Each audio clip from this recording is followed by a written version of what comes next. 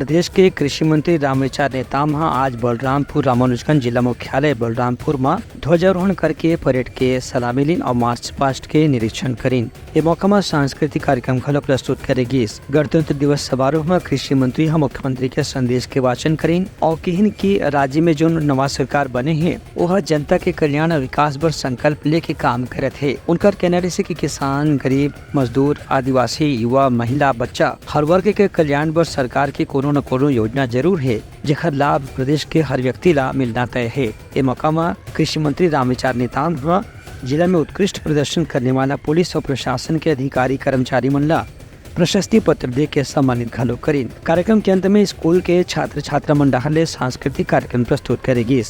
Bureau report, Uttaranga news.